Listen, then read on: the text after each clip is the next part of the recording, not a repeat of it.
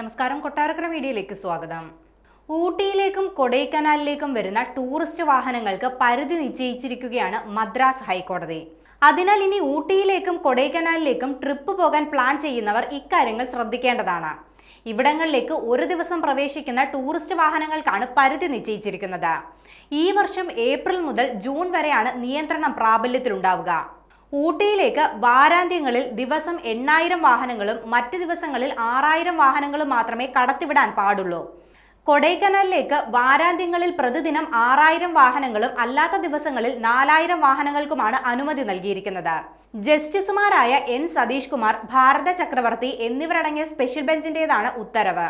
സർക്കാർ ബസ്സുകളോ തീവണ്ടികളോ പോലെയുള്ള പൊതുഗതാഗത സംവിധാനം ഉപയോഗിക്കുന്നവർക്കും തദ്ദേശവാസികളുടെ വാഹനങ്ങളിലെത്തുന്നവർക്കും നിയന്ത്രണം ബാധകമാവില്ല.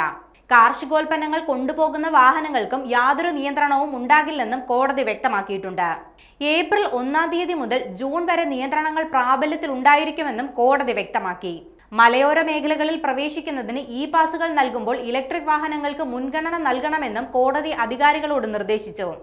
കഴിഞ്ഞ വർഷം ഏപ്രിലിൽ നീലഗിരി കുന്നുകളിലേക്കും കൊടൈക്കനാലിലേക്കും പ്രവേശിക്കുന്ന എല്ലാ വാഹനങ്ങൾക്കും ഇ പാസ് എടുക്കണമെന്ന് കോടതി നിർബന്ധമാക്കിയിരുന്നു. നീലഗിരിയിൽ പ്രതിദിനം 20,000 വാഹനങ്ങൾ പ്രവേശിക്കുന്നുണ്ടെന്നാണ് സംസ്ഥാന സർക്കാർ കോടതിയിൽ സ്റ്റാറ്റസ് റിപ്പോർട്ട് സമർപ്പിച്ചിട്ടുള്ളത്. ഇതോടെയാണ് കോടതി നിയന്ത്രണങ്ങൾ ഏർപ്പെടുത്താൻ തീരുമാനിച്ചത്.